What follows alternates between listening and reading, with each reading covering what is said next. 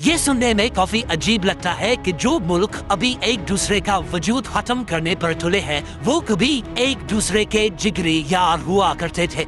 जी हाँ, हम बात कर रहे हैं ईरान और इजराइल की। ये कोई मामूली दोस्ती नहीं थी, बल्कि इन दोनों के लीडर्स छुप छुप कर मिला करते थे, गिफ्ट शेयर होते थे और सीक्रेट एग्रीमेंट्स भी साइन करते थे। यहाँ तक कि इन दोनों की दोस्ती की मिसालें दी जाती थी। बातें तो बहुत सारी हैं, लेकिन सबसे हैरानी की बात यह है कि जिस न्यूक्लियर प्रोग्राम पर आज एतराज उठाया जाता है, वो इजराइल और अमेरिका ने ही ईरान को गिफ्ट दिया। लेकिन आखिर कैसे? ईरान और इजराइल की दोस्ती किस मोड़ पे हुई थी? कौन इस दोस्ती से जेलस होता था? आयतुल्लाह की रजीम में ही इजराइल से वेपन्स क्यों लिए गए थे? और आखिर वो कौन सा पॉइंट था जब ये गहरी दोस्ती दुश्मनी में बदल गई? वीडियोस में एक बार फिर से खुशामदीद। नाज़रीन, इस दोस्ती की जड़ों को समझने के लिए हमें थोड़ा पीछे जाना पड़ेगा, जब मिडिल ईस्ट बिल्कुल मुख्तलिफ दिखता था।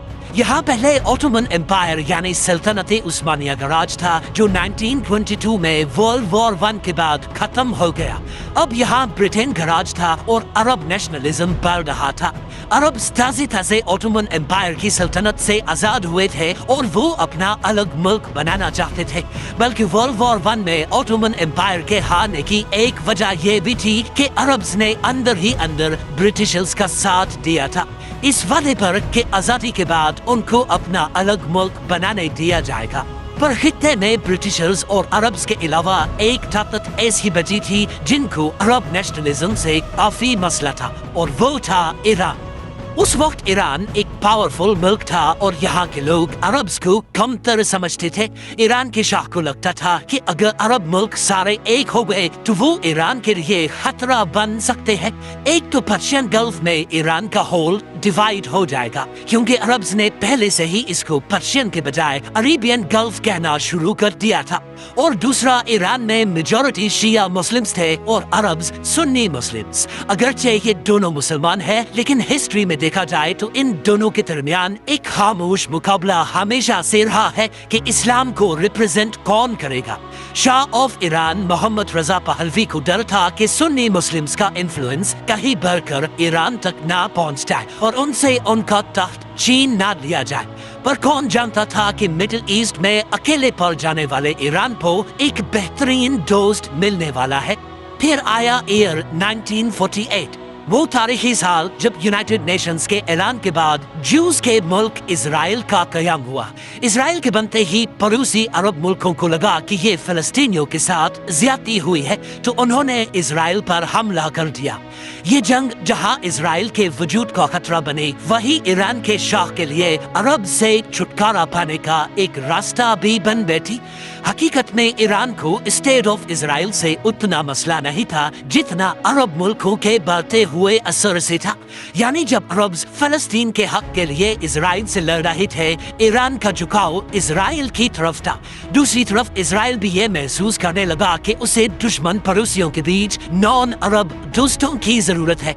इसी के चलते इजराइल के पहले prime minister David Ben Gurion ने एक स्ट्रेटेजिक पॉलिसी बनाई, जिसे पेरिफेरल डॉक्ट्रिन कहा जाता है।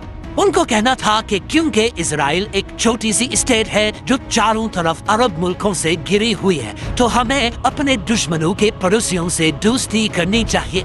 और इस मैप पर अरब्स का सबसे बड़ा और सबसे अहम पड़ोसी था ईरान। यही वो इजरायली पॉलिसी थी जिसने ईरान और इजराइल के बीच दोस्ती की पहली बुनियाद रखी।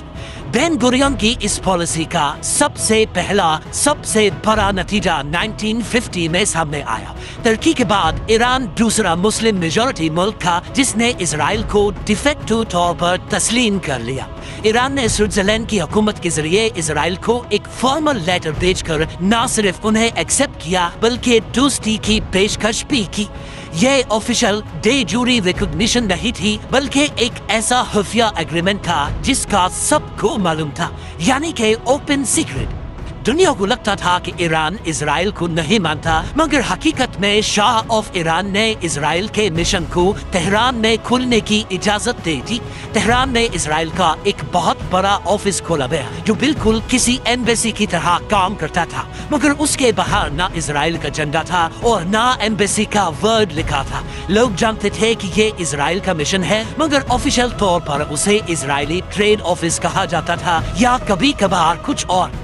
ईरान और इजराइल ने एक दूसरे का कितना और किस किस मौके पर साथ दिया, ये जानने से पहले समझते हैं कि आखिर शाह ऑफ ईरान ने एक मुस्लिम मुल्क होते हुए इजराइल का साथ क्यों दिया। इसके पीछे 3 बड़े रीजंस थे। शाह अपनी मोनार्की को मजबूत करना चाहते थे और ईरान को एक मॉडर्न पावरफुल इंडस्ट्रियल स्टेट बनाना चाहते थे। इसके लिए उन्हें जदीद टेक्नोलॉजी और जहानत की जरूरत थी जो कि इजराइल दे सकता था। दूसरा, ईरान के शाह को इजिप्ट के जमाल अब्दुल नासिर से डर लगता था जो अरब नेशनलिज्म का परचम लहरा रहे थे। शाह को लगा कि उनका अगला निशाना ईरान हो सकता है। इस डर ने उन्हें इजराइल की तरफ झुकने पर मजबूर कर दिया। पर सबसे अहम वजह थी शाह ऑफ ईरान का अमेरिका के बहुत करीब होना। 1953 में ईरान के प्राइम मिनिस्टर मोसादेक ने शाह की पावर्स कम करने की कोशिश की थी, लेकिन अमेरिका ने ही CIA के जरिए शाह की मदद की और उनके तख्त को बचा लिया। इस वाक़े के बाद वो एक तरह से अमेरिका के एहसानमंद थे और उनकी कोई बात टालना नहीं चाहते थे। अमेरिका भी यही चाहता था कि ईरान और इजराइल आपस में दोस्त बनकर रहे। शाह को अपनी आवाम से इतना डर था कि उन्होंने एक खुफिया पुलिस भी बनाई जिसका नाम सावक रखा गया। इस पुलिस का काम उन लोगों को पकड़ना या खत्म करना था जो शाह के खिलाफ बोलते थे। और आपको ये बात जानकर हैरत होगी कि सावक को ट्रेनिंग देने के लिए इजराइल ने मोसाद के एजेंट्स को टास्क दिया था। मोसाद ने ही सावक को ट्रेनिंग दी इन लोगों पर कैसे नजर रखनी है और इंटरोगेशन कैसे करनी है। सावक और मोसाद के बीच इंटेलिजेंस शेयरिंग रूटीन का मामूल थी। ये दोनों एजेंसीज मिलकर कम्युनिज्म और अरब मिलिटेंट ग्रुप्स को टारगेट करती थी। न सिर्फ इतना, ईरानियन एयरफोर्स के पायलट्स को इजराइल में ट्रेनिंग भी मिलती थी। इजराइल ने ईरान को एडवांस्ड वेपन्स और टेक्नोलॉजी बेची जो उस वक्त अरब दुनिया तसव्वुर भी नहीं कर सकती थी। दोनों मुल्कों ने मिलकर मिसाइल टेक्नोलॉजी पर भी काम किया और न्यूक्लियर वेपन्स की टेक्नोलॉजी पर रिसर्च के एग्रीमेंट्स भी किए। ईरान का वो न्यूक्लियर प्रोग्राम जिसके पीछे आज अमेरिका और इजराइल पड़े हैं, ये असल में उनकी मदद से ही शुरू करवाया गया था।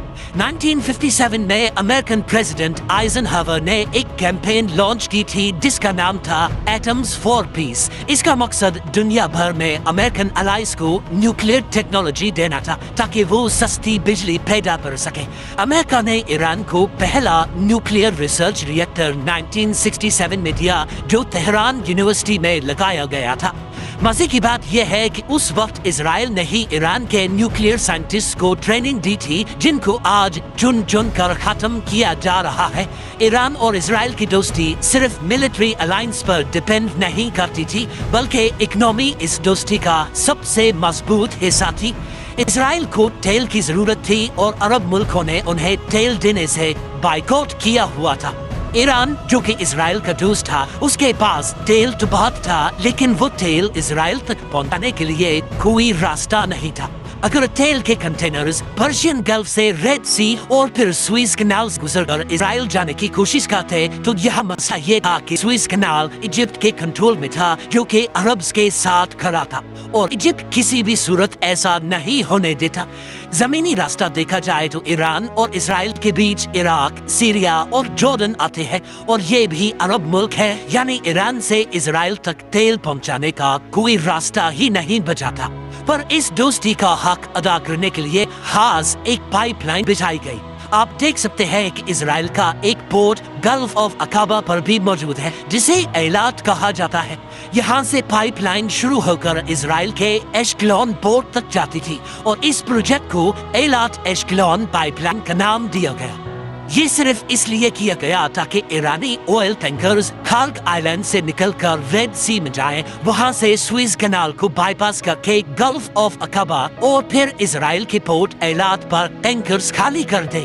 اس سیکرٹ پائپ لائن سے جہاں اسرائیل کو تیل مل گیا، وہیں ایران کو اپنا تیل یورپ تک بیچنے کا موقع بھی مل گیا، کیونکہ اسرائیل کا ایشکلون پورٹ میڈیٹرینین سی پر ہے، جہاں سے تیل یورپ تک پہنچنے میں سوئز کینال جیسی کوئی رکاوٹ نہیں ہے۔ یہ صرف ایک پائپ لائن نہیں تھی، بلکہ ایران اور اسرائیل کا بھائی چارہ تھا۔ اس میں 50% حصہ ایران کا تھا اور 50% اسرائیل کا۔ دونوں نے مل کر پیسہ لگایا تاکہ عرب ملکوں کی آئل مونوپولی کو چوٹ پہنچائی جا سکے۔ یہ دوستی اتنی پکی تھی کہ شاہ آف ایران اور اسرائیلی پرائم منسٹر بن گوریون کی ملاقاتیں چھپ چھپ کر ہوا کرتی تھی۔ بن گوریون جب تہران ایئرپورٹ پر اترتے تو ان کو وگ لگی ہوتی تھی تاکہ میڈیا کی نظروں سے بچ کر نکل سکے۔ 1970s میں تہران اور اسرائیل کا ٹریڈ مشن، جو اصل میں ایمبیسی تھی، بالکل ایکٹیو تھی۔ وہاں اسرائیلی انجینئرز، ڈاکٹرز اور ملٹری ایڈوائزرز موجود ہوتے تھے۔ اسرائیل نے ایران کے کسانوں کو جدید ایریگیشن اور ٹیکنالوجی بھی سکھائی اور دونوں ملکوں کے بیچ ڈائریکٹ فلائٹس بھی چلتی تھی۔ یہ دور دونوں ملکوں کی فرینڈشپ کا گولڈن ایرا مانا جاتا ہے۔ اسی دور میں شاہ آف ایران نے دنیا کی سب سے مہنگی اور سب سے بڑی برتھ ڈے پارٹی رکھی۔ 26 اکتوبر 1971 یہ شاہ کی 52nd برتھ ڈے اور پرشین امپائر کی 2500 ایئر اینیورسری کا دن تھا۔ اس پارٹی کے لیے ریگستان میں ایک پوری منی سٹی تعمیر کی گئی۔ ایک خاص رن وے بھی بنایا گیا جس پر اس دور میں $100 ملین سے زیادہ خرچہ ہوا تھا۔ اس میں دنیا بھر سے بادشاہ، ملکائیں، پریزیڈنٹس اور پرائم منسٹرز بلوائے گئے تھے۔ پیرس کے مشہور میکسیمز ریسٹورنٹ سے پرائیویٹ جہازوں کے ذریعے کھانا منگوایا گیا۔ اس پارٹی میں اسرائیلی پرائم منسٹر کو نہیں بلوایا گیا تاکہ یہ دوستی سیکرٹ ہی رہے۔ حالانکہ اسرائیلی لیڈرز اسٹیج پر نہیں تھے، لیکن اسرائیل کی خفیہ ایجنسی موساد نے شاہ کی سیکیورٹی ٹیم کے ساتھ مل کر اس پارٹی کی حفاظت کا سارا پلان بنایا تاکہ کوئی حملہ نہ ہو سکے۔ پارٹی میں اسرائیلی پرائم منسٹر کو انوائٹ نہ کرنے کے باوجود دونوں کی دوستی میں کوئی فرق نہیں پڑا۔ اگلے کچھ سالوں تک یہ دوستی ایسے ہی چلتی رہی، لیکن آخرکار وہ دن آ گیا جب ایران اور اسرائیل کی دوستی دشمنی میں بدل گئی۔ 1979 کے ریولوشن میں آیت اللہ خمینی نے شاہ آف ایران کا تخت پلٹ دیا اور ایران کو ایک اسلامک ریپبلک بنا دیا۔ خمینی نے آتے ساتھ ہی اعلان کیا کہ اسرائیل اسلام کا دشمن اور شاہ ایک غدار تھا۔ کچھ ہفتوں بعد اسرائیل کے ٹریڈ مشن پر حملہ کر کے وہاں فلسطین کا جھنڈا لہرا دیا گیا۔ اسی دن فلسطینی رہنما یاسر عرفات تہران پہنچے اور خمینی نے اعلان کیا کہ اب یہ اسرائیلی نہیں بلکہ فلسطین کی ایمبیسی ہے۔ یہ وہ لمحہ تھا جب ایران اسرائیل دوستی کی کہانی ختم تو ہوئی لیکن فی الحال دفن نہیں ہوئی۔ اسلامی انقلاب کے بعد کہانی میں ایک دلچسپ موڑ آتا ہے۔